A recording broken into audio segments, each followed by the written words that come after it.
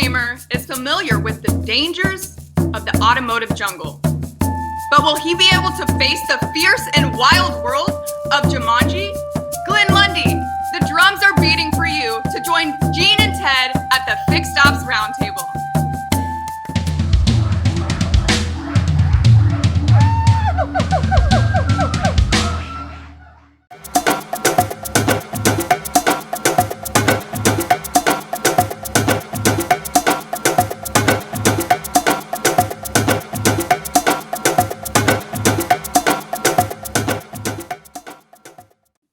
Well, hey, Glenn.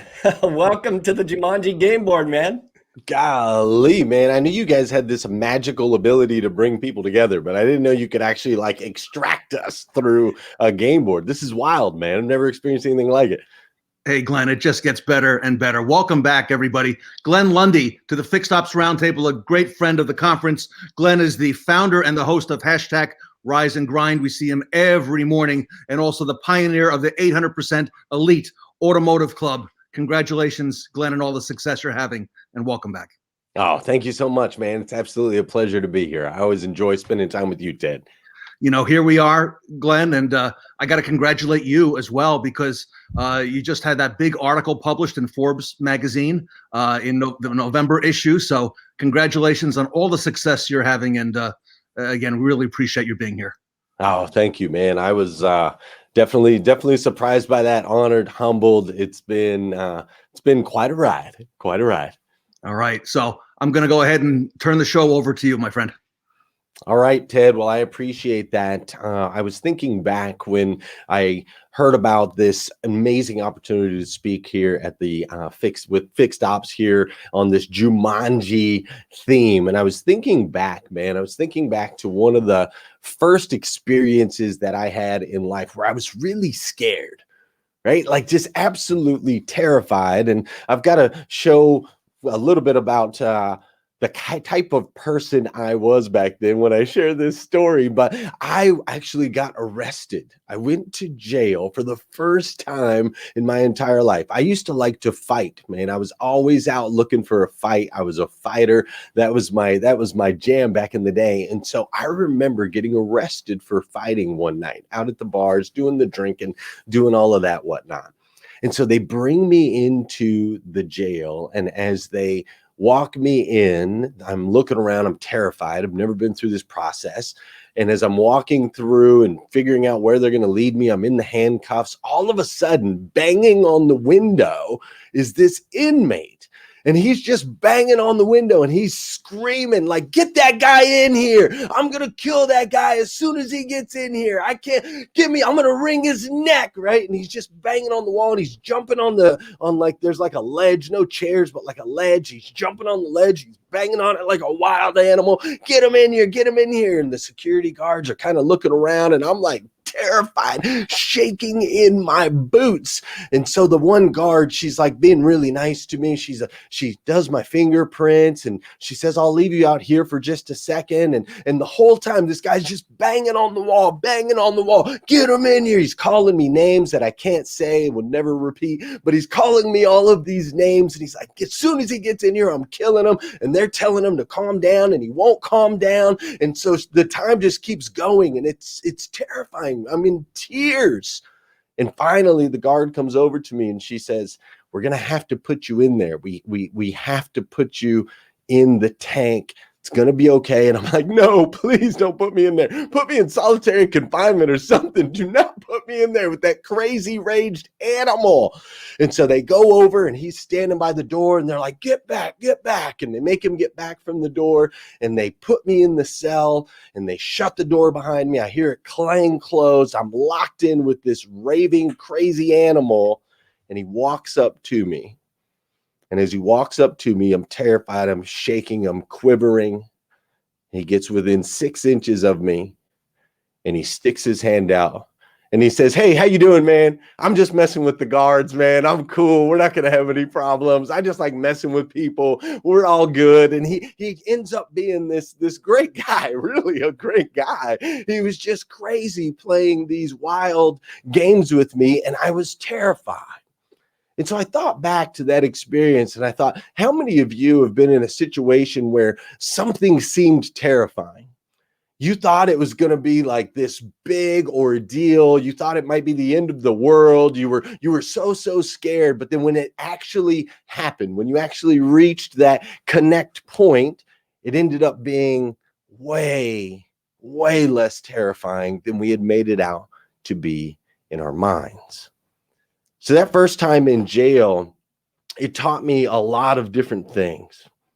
And in this game, Jumanji, as I thought back to what Ted was talking about, in this game, Jumanji, these kids were confronted with many terrors throughout the movie, right? At one point, they turn around, there's a lion in the living room, right? There's monkeys everywhere that are chasing them out of their house. They don't know what to do. There's carnivorous plants that are trying to eat them. There's quicksand at one point in the movie. There's monsoons that are flooding through their house, right? And through this whole thing, they have to continue to navigate in order to win the game and get things back to normal.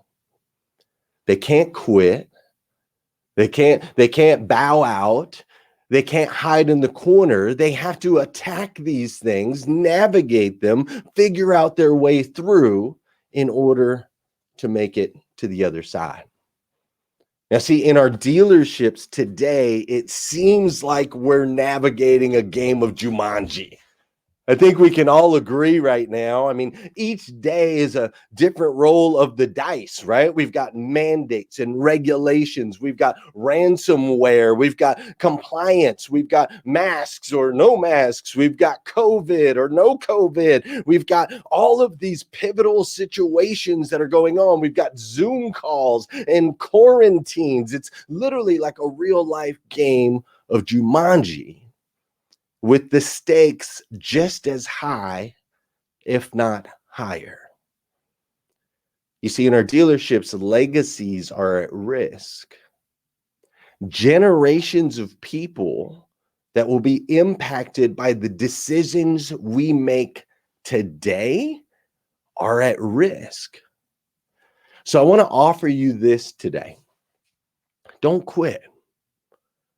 Just like in the game, the kids couldn't quit. They had to navigate. They had to figure out a way to get through until things somewhat got back to normal, though they were forever changed.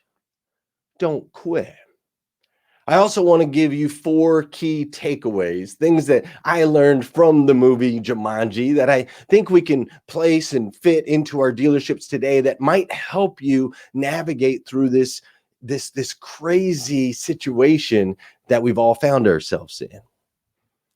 You see, the first is, I want to make sure that you know your weaknesses during this time.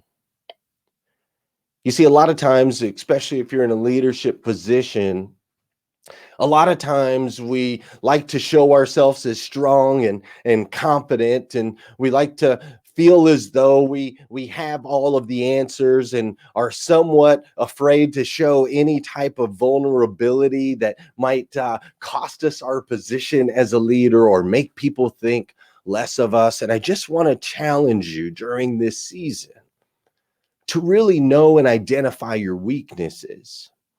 You see, we're quick to become experts in things we don't know in situations like this. Hence the reason you see all of the social media posts. Everybody's a doctor today. Everybody's a politician today. Everybody's an expert in all these areas. This is uncharted waters, my friends.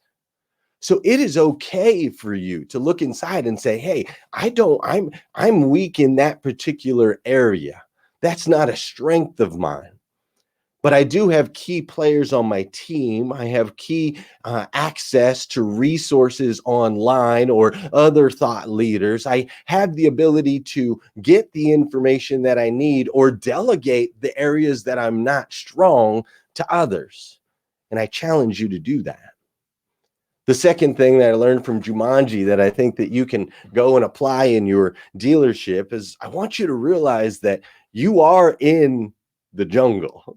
In Jumanji, they're in the jungle, and around every corner, there's something that can jump out. There's something that could possibly be dangerous. There's something surprising, which is what makes the movie so fun, right? There's all these unexplained twists and turns, and the same thing is happening to us in our dealerships today. So I want you to be prepared and not scared. You see, I don't know exactly which way this is going to go. I don't think any of us know. There's market experts that are saying the spring of 2021 could be the most epic time in the history of automotive. If all the stars align just right, we could have a hopeful community, flush with cash, ready to pour into this auto industry, this market that we've created that's treated us so well over all these years. And I hope that it goes that way. There are other people out there that are saying that we could possibly be in another shutdown, another lockdown, the full exact extreme where your buildings aren't even open. We don't know. So just like being in the jungle, the key is to be prepared, not scared. I don't want you to get hit in the mouth again like we all did back in March. Let's start making preparations today for whichever way it goes. If it's the greatest season of all time, I want you to be ready. If we have some adversity and things we got to deal with, be prepared for that too. But don't be scared. The fear will paralyze you. Make decisions today to make sure you're prepared for this jungle that we're in tomorrow. The third thing that I learned from Jumanji that I want to share with you that I hope you'll take away and apply in your dealerships is I want you to find a teacher. You see, in Jumanji, when they didn't know how to navigate or where to go, they found a teacher that could help them get through the jungle and navigate all of the different things. And now is the time for you to ask for help. It's okay. Now is the time, and there are plenty of teachers out there that will pour into you, that know what's going on or can help you pivot and shift and mold. So don't be afraid. Find a teacher, someone you trust, who's had a lot of experience. Find that teacher and allow them to pour into you. Allow yourself to be a student. And the fourth and last thing that I want you to take away that I learned from Jumanji, and I hope you'll take and apply in your dealerships, is we've got to stay resilient. You see, you're going to take some hits through this season. You're going to need to bounce back quickly. Let's not dwell on what could have been or what might be. Instead, now is the time to make some moves with resiliency. Let's put emotions out the window. Let's put our egos off to the side. Let's make decisions, and if they're the wrong ones, that's okay. Bounce back. Tomorrow might look different than today. The next roll of the dice will be different than the last roll, because the reality of the situation is you might turn around tomorrow and find a lion in your living room.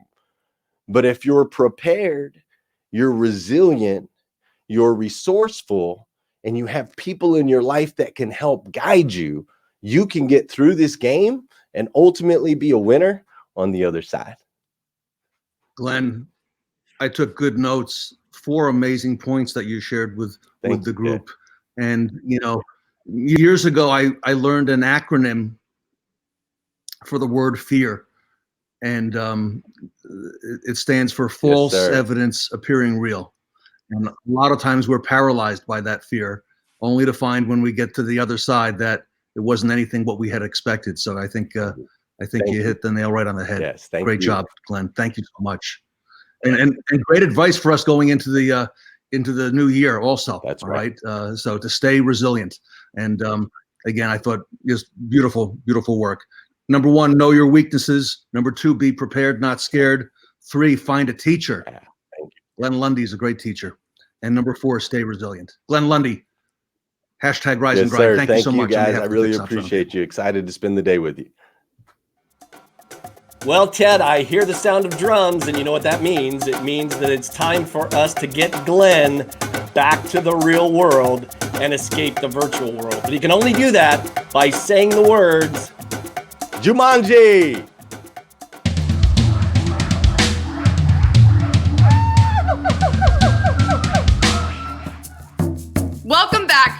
adventurers, and this safari still has some incredible sights to see.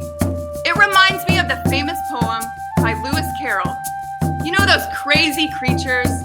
The rare Jabberwocky and the Jub bird? But right now, we're sounding the drums for Paul Meijer. Welcome to the jungle.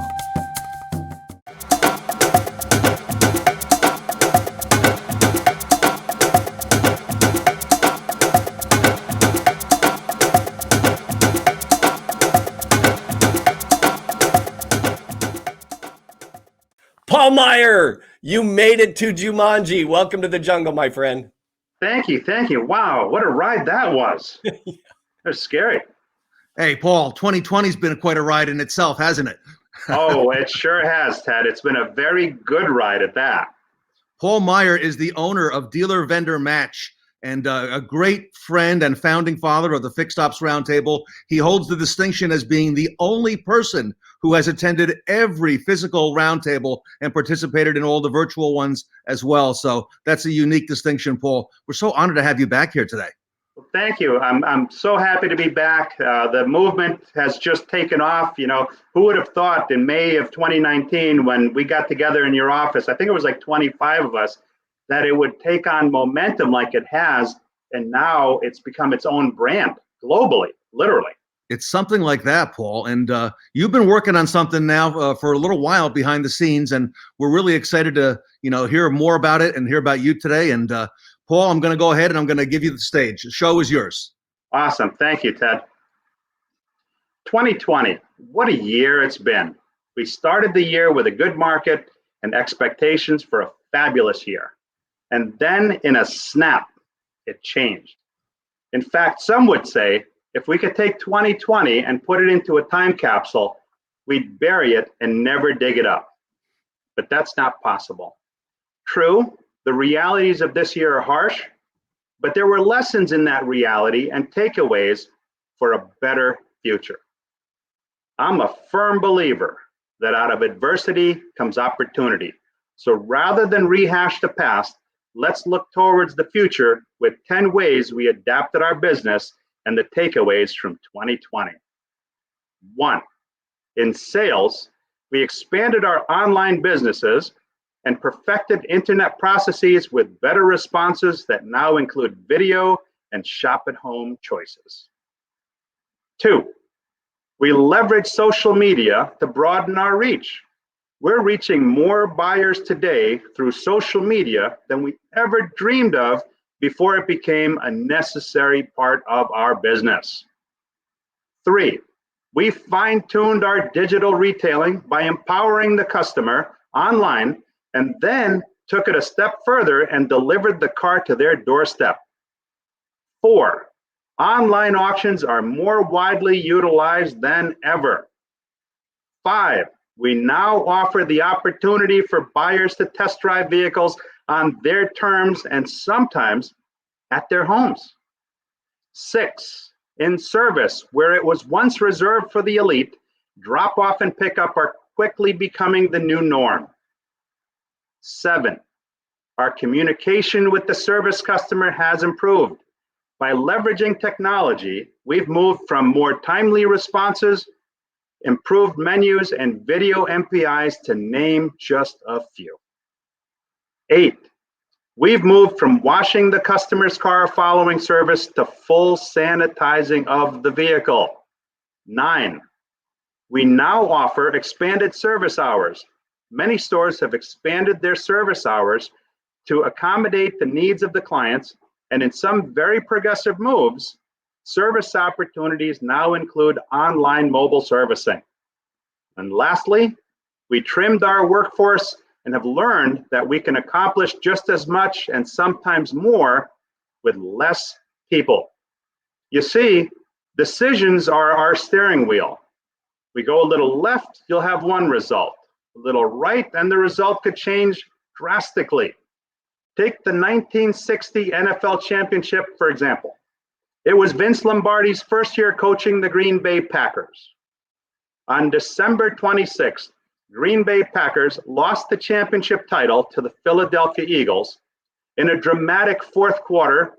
And while the loss was a blow to the team, It set Lombardi on a mission that would drive the Packers to 5 championship titles over the next 5 years. We all know for Coach Lombardi, winning wasn't everything. It was the only thing. And the decision he made changed the course of events for the Green Bay team. One decision, fundamentals. 4 infamous words. This is a football. That's how Coach Lombardi started the next season, and the next, and the next. He took nothing for granted. We're about to enter a new season. Let's look at how decisions will drive your business in 2021. Discover, when was the last time you did an MPI on your dealership? Seriously, do an analytical bumper to bumper on your business. Get under the hood, look closely at every detail of your company. I call this start, stop, continue. Where do you need to improve? What do you need to start doing? What's costing you money? What's not working? What do you need to stop doing? And what do you do really well? Continue and capitalize on your strengths. Evaluate. Look closely at people, products, and process. People. Look at each person individually. Sales, service, parts, it doesn't matter. Each player has a role and value in that role. You might have a salesperson who is not in your top 3, but is steady in his or her production and is great at creating a team spirit that you don't have time for. Maybe there's a service advisor who's great with customers, but doesn't play well with others. A 5-minute tell me about conversation with that person could change their attitude. Processes. Where and how can you streamline for efficiency? Technology advances faster than we can keep up with. My iPhone 11 Pro Max was outdated the day it arrived at my door. Stay on top of your business and the tools you use to drive it. Make adjustments and changes where necessary. Products. I was on the road for several years visiting dealerships, trying to get in front of the key decision makers. And if I learned nothing else during that time, I learned that every dealership pays for at least one product, if not more than one, that they don't use. Look closely at each department from marketing to BDC, financing to training. Look closely at the products that you employ that are made to help with efficiency and productivity. How long have you had them? Are they working? Are the people using them? Is it time for a change? Are you paying for training that you aren't using? Is a system outdated for your current needs? Products. You need them and you know you do. Compare. Just like buyers compare your cars against other brands for their features, pricing, dependability, and so on, so should you make comparisons when evaluating people, pricing, and products. And we all know that cost and value don't always equate immediately in our minds. But if something costs a little more and saves you a boatload of time, its value is priceless. That doesn't mean that the most expensive is almost the most efficient. Do your homework. Make the comparisons before you make the decisions. Inquire. Don't make decisions in a vacuum. Call in the experts. Watch the demos. Take the test drive. Narrow the search. Strategy. Change may be constant, but it's not immediate. Set a timeline for new processes. Install and beta test before you execute. Go through the training. Implement. It's not a race, but there is a finish line. Don't get ready to get ready. Whether it's a new training program or a new efficiency tool and service, it's only as good as the people who use it. oversight. If not you, who? Who's watching the store? At the end of the day, every decision, action and inaction, success and failure sits on your shoulders.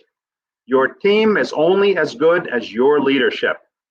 Surround yourself with people who believe in your mission to carry out that vision. Nimble, be ready to pivot, change when change is needed. If 2020 taught us nothing, it taught us to pivot, and the dealerships who looked adversity in the eye and said, "We got this." Leadership who saw opportunity in the face of adversity undoubtedly fared better than those who did not. 2021 is around the corner. Put away the playbook and turn to the fundamentals. Ladies and gentlemen, this is a dealership. Hey, Paul, great advice, going into 2021. He had a chance to look back at what's happened in the past year and the learnings that we've had, the ROL, return on learning, and what we need to be focused on moving forward. And, I've said it before today, isn't it amazing how resilient we are in our business as dealers and even as vendors and everybody that surrounds the retail industry? Well, what the great thing is that, change is going to come. It's inevitable. Mm-hmm. And those that responded to that change and changed their business model, we've certainly made dramatic changes on our end. We've gone from doing 30, 40,000 miles a year on the road to working out of the home office, and we brought our business online. So it's a change that had to be made. And so many people are afraid of change. You can't be afraid of it. You have to embrace it. And when life gives you lemons, don't just look at them. Think the ultimate lemon frozen smoothie, like nobody else can serve up. Yeah, it's an amazingly resilient business, and we've transformed the business here in just the past 7, 8, 9 months. Something that probably would have taken another 5 or 10 years. Everything's accelerated. It's moved up. It's faster, and we don't know what's lurking around the next corner. But we do know that we need to be prepared for it, and that we are surrounded by a very great group here in the retail automotive business. Paul Meijer from Dealer Vendor Match here at the Fixed Ops Roundtable. What an honor to have you, Paul. Thank you, Ted. Thank you, Gene. Hey, it's our pleasure, Paul. But I'm hearing the sound of drums now once again. And Ted, Paul, you know what that means? We got to get Paul back to his reality. And in order to do that, all he has to say is Jumanji.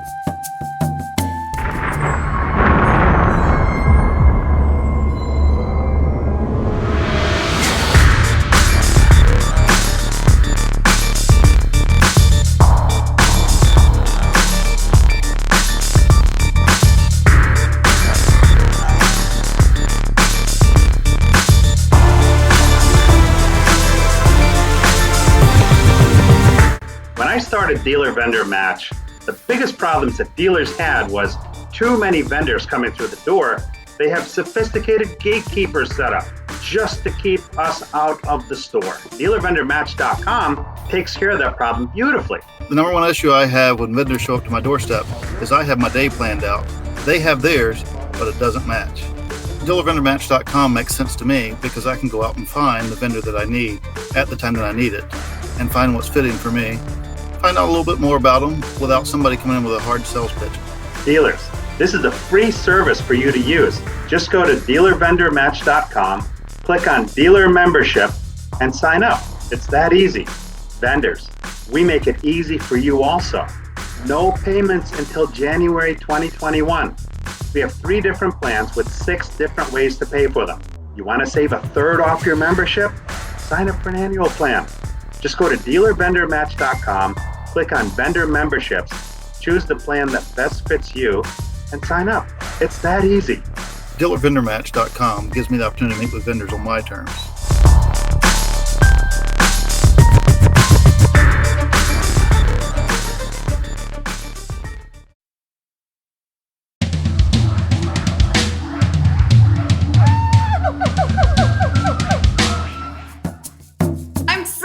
About the next group of adventurers who are already in the game with Gene and Ted. And this group really understands the concept of it's a jungle out there because they've faced the beast of adversity and they've overcome it to become leaders of diversity and inclusion. And that's the name of our next Jumanji panel. Let's go. Well, thanks so much, Kara. It's a great honor and privilege to welcome to the Fixed Ops Roundtable a great friend of our conference. It's Sarah VANTINE, who is the Fixed and Variable BDC Director at the Scott Clark Auto Group and also a recipient of the coveted Best Practice Award. I see we have several recipients of the Best Practice Award with us today. And Sarah, I'm going to let you do the honors to go ahead and to introduce this panel. Thank you so much, Ted.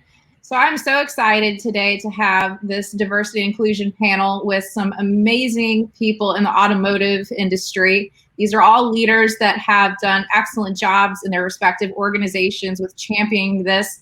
And I'm very much looking forward to having them share their advice with you today. So first off, I've got KERRI Wise, Vice President of Communications at TRUECAR.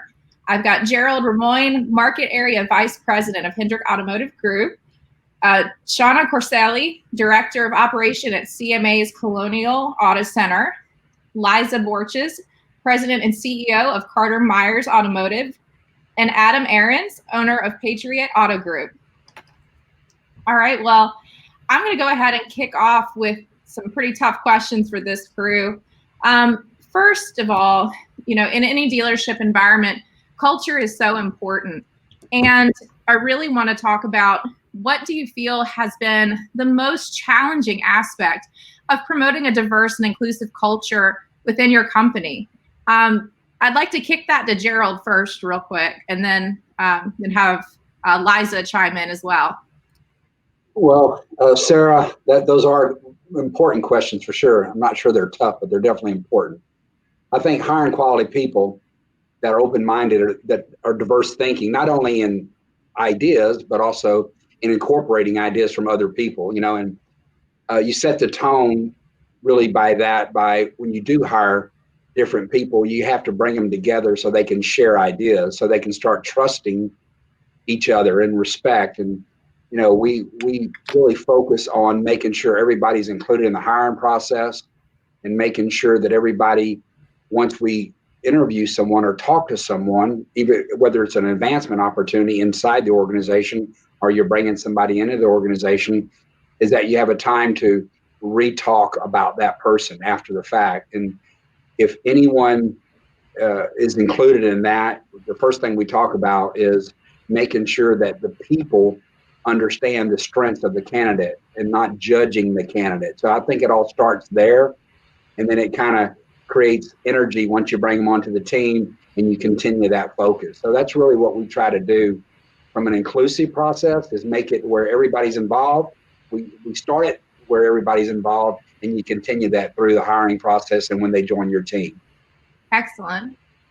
LIZA, it's the same question. What do you feel has been the most challenging aspect of promoting a diverse and inclusive culture within your company?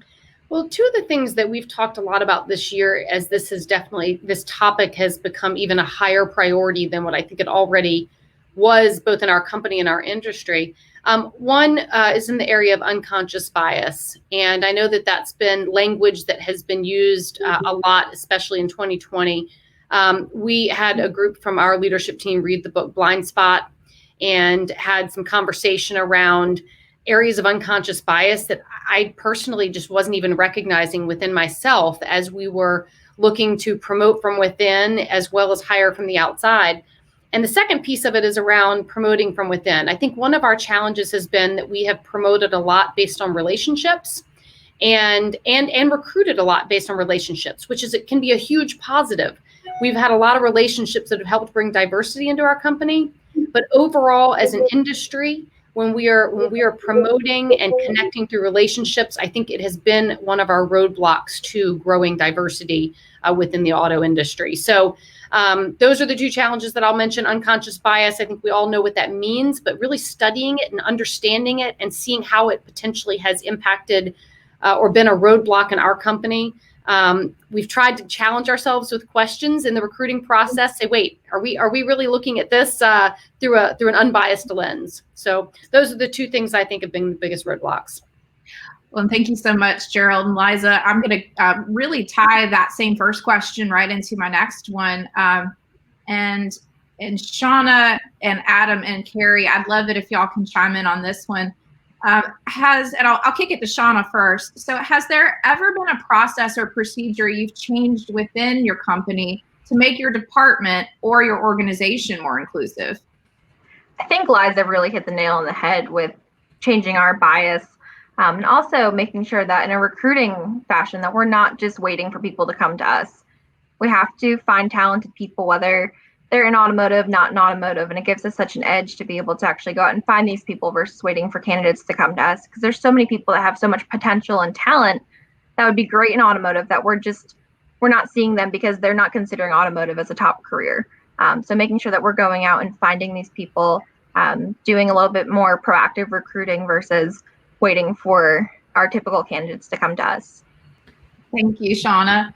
Adam, I'm going to ask you the same question. So has there ever been a process or procedure that you've changed within your company to make your department or organization more inclusive? Well, for sure, right? So we, I use these two words, and I hope people copy them. We are intentionally inclusive, right? So when we first opened up, and this goes back to 2003, so it's 17 years ago, and we had a leadership meeting, and I said, we're going to be a representation of the marketplace. So we're going to hire women, we're going to hire Black people, we're going to hire Hispanic people, we're going to hire and gay people, and the response from an entire management team who were experienced managers from other organizations said, there are none around here.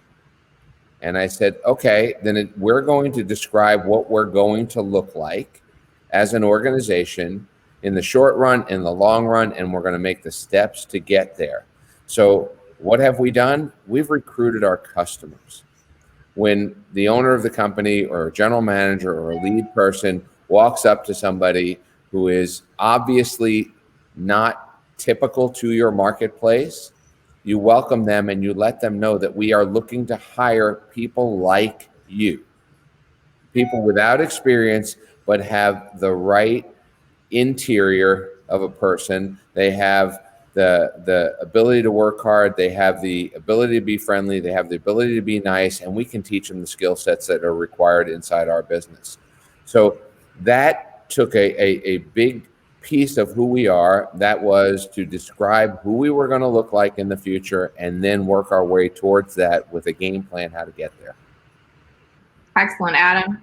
Kerri, so has there ever been a process or procedure you've changed within your company to make your department or organization more inclusive? I agree with Adam that I think, in the past, we haven't always been intentional about diversity. And I think if we're not intentional about diversity, it won't happen. People have good intentions, but as Liza mentioned, there's biases that we all have.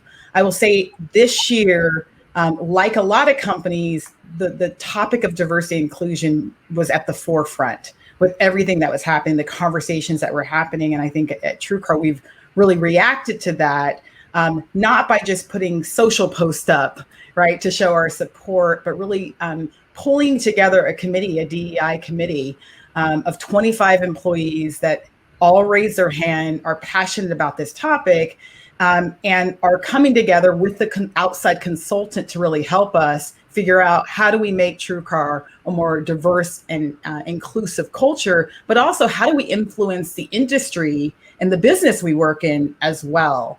And so been very excited about that committee and the work that we're doing in terms of focused on affinity groups and how do we create women's groups and Black employee groups and Hispanic groups and LGBTQ groups where employees can get together and meet with others that have the same mindset challenges as them. How do we get more ideas and more voices heard? Because I think we focus a lot on diversity, but what we forget is the inclusive part. Right? It's one thing to have a bunch of different faces and different people, but it's another thing to make sure that the right people are in the meetings, that they're included in the conversations, they're included in decision making. And so one of the things that we recently did was we held a brainstorm where any employee in the company could sign up. and they'd be mixed with upper management all the way down to entry level and get their ideas out. So we're hearing the ideas of everybody. And then we just plan on pushing more of the diversity and inclusion in terms of how we're hiring to make sure that there's not blind spots and that we're not biased in terms of our criteria on how we choose candidates. So we're really just getting started, and there's so much more work to be done, but I think we have the infrastructure in place so that this is long lasting. Excellent, KERRI. Thank you so much for that. And so my next question, really is something that's critical to dealerships, is to the entire automotive industry. But I'd like to ask this question to LIZA and SEANA, and then also to KERRI as well. So how can we develop a sense of belonging for women within the automotive industry? LIZA, I'd like for you to kick it off if you would. I saw you had floated this question before, and I've been racking my brain to figure out what is the right answer, because I feel like if there was a right answer, I would have solved it by now. Because I look around our dealerships and we have so many phenomenal women. In fact, several of our top sales associates across all 16 dealerships are women, and a lot of each of our dealerships have a female as a lead sales associate. Our service advisors, top ones are women. But I do still notice that there's still not always a sense of belonging within each dealership, especially when it's still significantly male dominated within the sales force, more so than anywhere else. I had read about a concept that they called it inclusive socializing. And at first I kind of laughed, saying, is that going to be a new buzzword? But I started thinking about the type of socializing that happens in our industry, and both in our dealerships and across our industry. And I think that there's some real meaning behind that word that has hurt or not helped women have a sense of belonging within the dealerships or within the retail environment. Now, on the vendor side, and KERRI can probably speak to this further, it might feel a little bit different. But we still see a lot of the good old boys clubs. And when I say clubs, it might just be that they're having lunch together in the lunchroom, or they're going out for a beer after work, and not necessarily including the women on their team. So we've had a lot of conversations from the leadership level to talk about how we need to be intentionally, when we see a female, even if they're leading the sales team, if they're not engaged in the rest of the team, we've got to find ways to intentionally socialize and create a team building activity that is not, okay, we're all going out somewhere and the guys are going to play golf. Oh, well, for the woman, if you want to go to the spa, here's your option. And then we separate the two genders. I see it happen all the time. It's happened to me many times in my career, where they offer me a different social opportunity than what the men are going to do.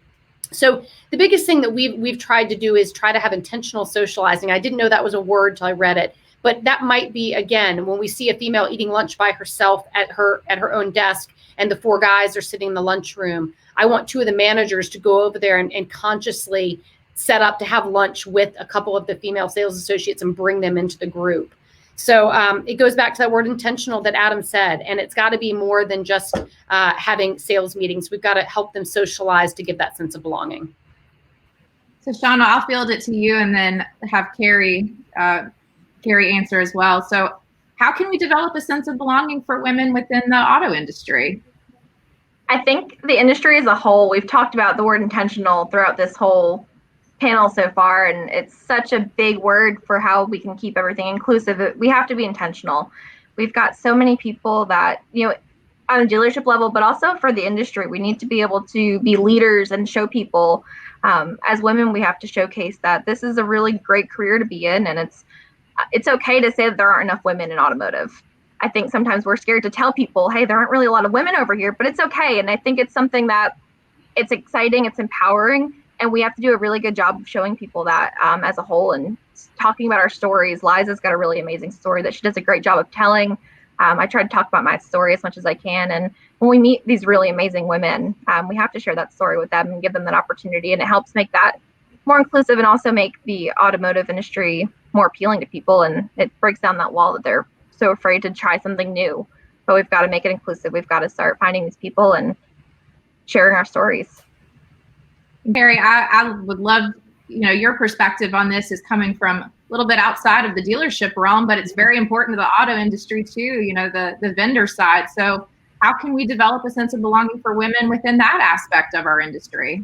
Yeah, well, I want to be clear that, you know, even on the vendor side, there's a lot of work to be done when it comes to gender equality. I mean, you know, we may be maybe further ahead in some sense of culture at times, but like we don't have a lot of women at the top across most of the vendors in the automotive space. And I will tell you, Liza, when you brought up the golf and the spa option, that has happened to me so many times, to the point where, you know, I'm not a big golf player, but I thought, God, I'm going to have to learn how to play golf, like to make it in my career, because it's happened so many times. So, you know, this one's a hard one. And I think the way I would answer in terms of belonging is two things: representation and allies. And one, representation, right? If you have representation, even one person in the organization that looks different than the majority and the norm, you probably have an advantage. I will tell you, being the front person for TRUECAR and being out there, I can't tell you how many Black employees have come to me when they start with the company. They walk in my office, they close the door, and they whisper, as if someone's recording them, that I took this job because I saw you on a video.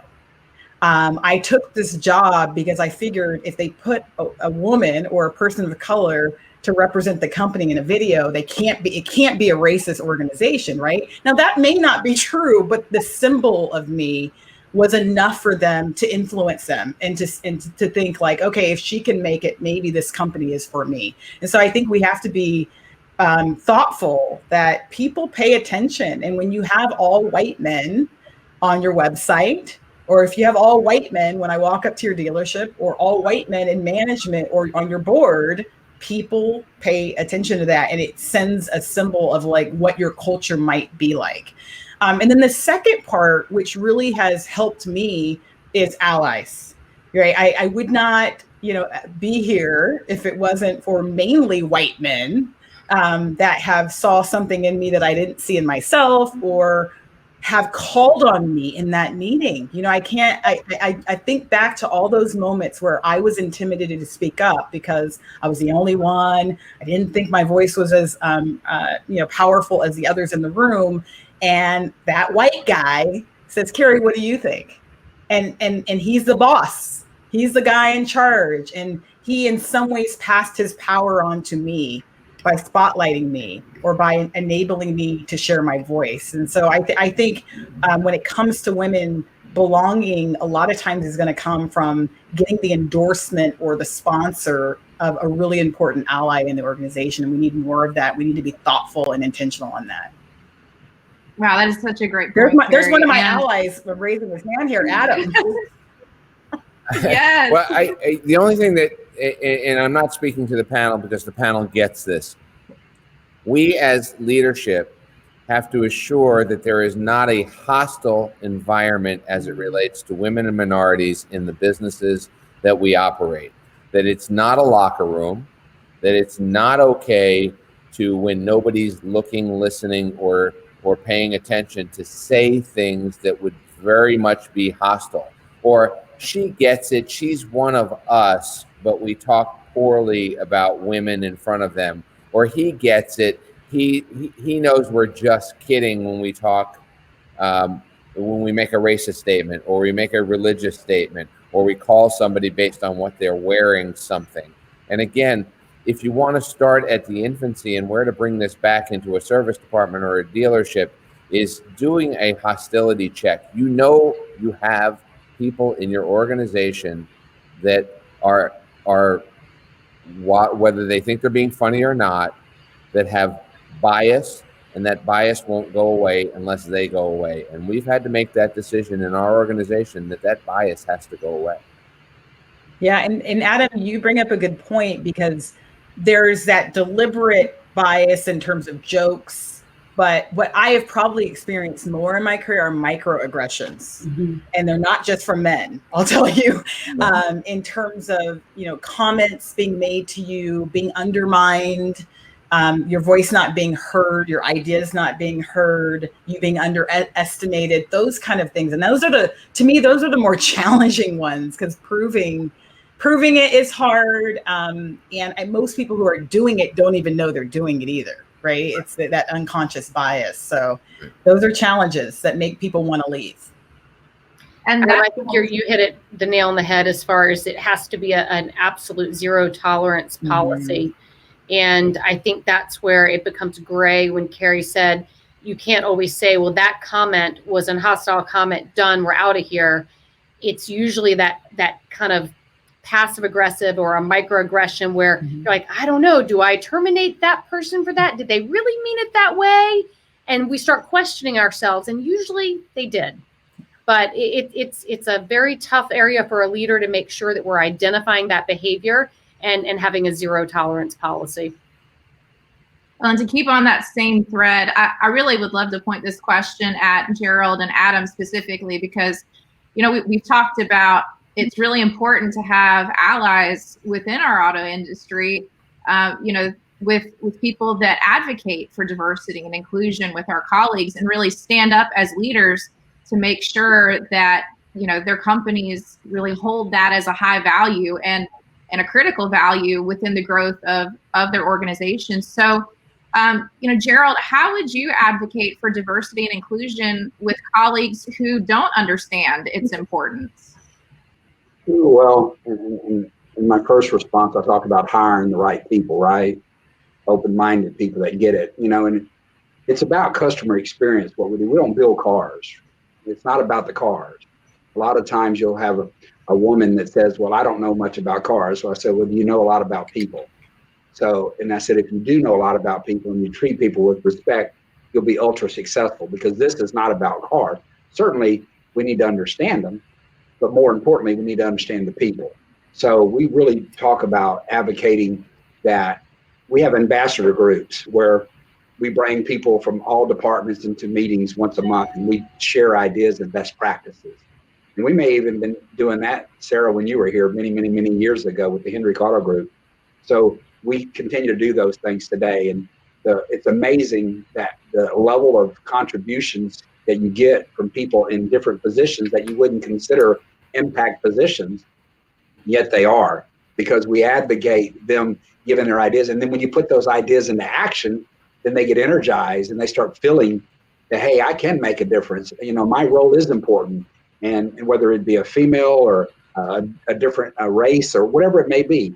And those people start really getting excited about it, and they start making better contributions. And then the rest of the team starts embracing them differently, especially if you hired the right people to begin with. So we really talk about matching our client base with their, you know, and I think several people already said that, is that our client base is very diverse. Our team needs to be very diverse. And, you know, we've got female general managers, we have female different race general managers, we have everything you can think of on our team, and people are recognizing the contributions that we're making at every level and every person. And now people don't even think about those things now. Our culture, the neat thing is that no one really, I mean, I'm sure there is some, there's bad people in every part of the world, right? But I think there's more good people when you create that environment, and you start attracting those people into your team, because the people that don't believe it, they start leaving, they fire themselves, right? They go do something else. So we've really been fortunate is that these ambassador teams that promote ideas and execution has really empowered that the lot person and the general manager are very connected, you know, and everybody in between. So that's really how we try to make that happen. And again, I stress that it's not about the cars more than it's about the people and about the customer experience. And that's what's been our catalyst for success, with having a melting pot of all kind of people and better ideas. So Adam, same question. I mean, how would you advocate for diversity and inclusion with colleagues who don't understand its Put people in the same room, right? So I'm going to point to a story of two people that I respect greatly. One, a religious, we'll call it evangelical Christian, and the other, a gay woman who wants to get married, and this goes back a few years ago. They had different perspectives until they got together and discussed things together in a room, not a debate, where this is how this would improve my life, not infringe upon your life. And I understand where you are religiously, but what I'm doing as a person of God, regardless, if God made us all, and that was the belief of most of us, including this evangelical, then I'm not a mistake. And I'm going to tell you that people who are different sometimes feel like they're a mistake. They wish they were something else. Until we can empower them to be whole in themselves by being a part of the team, have leadership opportunities, have advancement opportunities, have their voice heard, then you're never going to have them feel as well as you want to. So the idea of having lunches together, regardless of the hierarchy, and to discuss some of those things and be prepared to understand that you're going to deal with certain people's feelings. But once everybody's performing at their best level, then your company goes off the charts in success. If I could just add to something Adam said about, he talked about two different people coming together so that they could, build relation in some ways and understand each other's points of views, or at least attempt to do that. And I think that's probably one of the biggest challenges from a diversity standpoint is when I ask people who their closest friends are or who they spend the most time with. And I say, what race are they? And what gender are they? And what religion are they? And what is their sexuality? The majority of people just across the board surround themselves with themselves. Majority of people, if you ask that. And that is, to me, the biggest hump when it comes to diversity, is getting over that hump of you're surrounding yourself with yourself, political view wise, all of that. And therefore, when you're around people that are different, you're uncomfortable, and you don't really realize that because your world. And so I think, being very deliberate about interacting with people that are different than you, trying to truly build relations is going to be a huge solve if we could all take that step. Well, I think, Kerri, that goes back to what we were saying earlier about the idea of the structure of promotion that we tend to, within recruiting and promote, totally unconscious in many cases. We typically promote and recruit people who we're comfortable with, who are more like us. And so when we talk about this new process or structure we have to have in place when we're looking to recruit and promote, and really putting it almost on a spreadsheet by skill sets and taking names and race and age and genders off of there, because there's this just unconscious desire in humans to surround yourself with people like you. So we've got to be so intentional in the recruiting and promoting to be able to break these barriers. One thing that's really, really important is to have people have fun together. When people want to have fun, that's the universal language, right? When people have fun, they start not thinking about those things. When people start enjoying each other and learning from each other, they get motivated by each other. And once that happens and have fun, then things are really challenged to not interfere, right? People are saying we're aligned with them now. So we really try to promote a lot of fun too. I think Gerald's right. And I think that again, in the end of this, as we discuss with our team, and that includes everybody, there's a lesser than, greater than, and equal to. You'd be surprised how many people feel lesser than. They feel lesser than their boss. They feel lesser than somebody who has more college. They feel lesser than somebody who has more money. They feel lesser than somebody who had more given to them based on the place that they were born or the way that they looked or their height. When we can get rid of the lesser than and greater than and get us towards equal and have those real discussions in the dealership, as that's your mantra, or in your company, our mantra is getting us to that equal sign. That's when you'll achieve what you want to. Before America became a country, everybody stayed to themselves. We're the melting pot, and we are the greatest place in the world to live. So I'll leave it at that. Ted and Julie, I see y'all are on here, so I know we're probably almost out of time, but if I can ask just one lightning round question to each of the panelists, and again, like maybe 30-second, 40-second answer tops, but I'm just going to go around the screen how I see it. what is the one piece of advice, lightning round question, what is the one piece of advice you'd give to dealers today on how they can include more diverse perspectives in their decision making? I'll kick it to KERRI first. I think understand the why. You know, you can't do the actions unless you really buy into why it's important. And I think Gerald hit on it, that a lot of it ties back to the business. When your staff represents your customer base, you're going to have an advantage. And I will tell you that the world is becoming more female and the world is becoming more colorful. So if you're against diversity, you're going to be at a disadvantage relative to other dealerships out there. So focus on the why, which is your customers, to me. Liza, I think I'll piggyback on what KERRI said a little bit in using data. And I think the data shows that companies, truly diverse companies, outperform non-diverse companies by 35%. And there's so much data and statistics that you can use out there to show your team this. If you just want to focus on performance, it's not about just getting gender and racial diversity. If you want to be the best company that we can be, this is a critical performance metric that we have to pay attention to. So I think using not only the why, but tying that specific to data, and then saying, how do you do it? I'm also going to bring back up something KERRI said. We have to ask specific people to share their voice, because too often people are scared to speak up or think that their voice doesn't matter or they can't have an impact. So we have to actually pull it out of them to have them have a voice in the conversation if they're not speaking up. We've got to get diversity of age, race, gender, and ideas. Adam, what piece of advice? Go public with it. Spend 60 seconds to 2 minutes creating a video of what you want and be public about it so that you can then be intentional about it. And that is to declare to your people on your team, as well as to the public, what you think your organization should be like. And then that will make it much easier for you to recruit that. The real quick thing is, somebody said to me, I can't find female technicians. And I said, okay, how long are you going to be in the business? They said, forever. I said, well, then it's okay to plant seeds.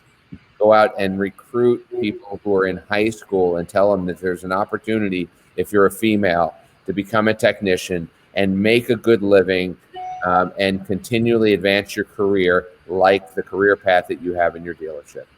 Shauna, what piece of advice? Be intentional, hire diverse teams, and include input from everyone in your group when making decisions, from entry level to your executive level. But take all of that input and make your decisions with everyone's input from those groups. And also share their stories. Like Adam said, make the videos, put the videos together, put those out there, not just for your branding, but for recruiting as well. And just make sure that you're sharing these stories and allowing these people to have a voice. Gerald, final thought. What is the one piece of advice? Well, everybody has some great ideas. And speaking of ideas, our ambassador meeting that I spoke of is make sure those ideas that are pollinating amongst the people, the different people, you have to put them into action. They have to see the success of those things. They have to see it getting traction.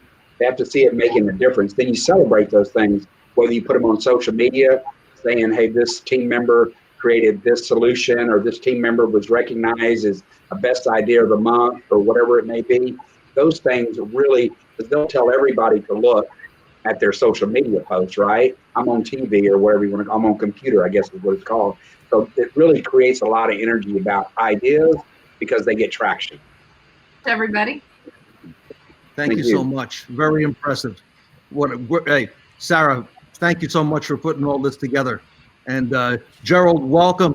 This is your first Fixed Ops Roundtable, but I'm sure we'll see you back here among these veterans of the Roundtable. Thank you, Gerald. Thank you, Shauna. Thank you so much, Adam, for being with us today. KERRI Wise, thank you so much for being with us. We really appreciate everything you share with us. And of course, Liza, thank you so much for everything that you do for the Roundtable. We appreciate you and the Carter Myers organization. Sarah Vantine, thank you again. Great work. Well, man, we are thrilled to have had that discussion, and I appreciate it so much, Ted. But you know what? I'm now hearing the sound of the drums. That means that it is time to send our guests back to reality to face their real jungle out there. And we appreciate you so much. Thanks for joining us. We have to hear the word, though. And that word is Jumanji. Jumanji.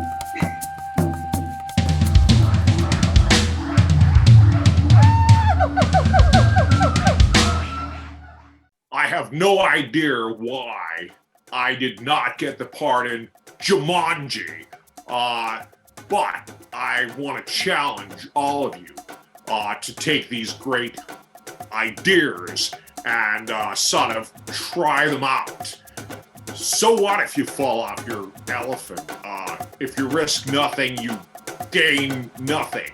The difference between ordinary and extraordinary is so often simply that the word extra. Or is it Jumanji?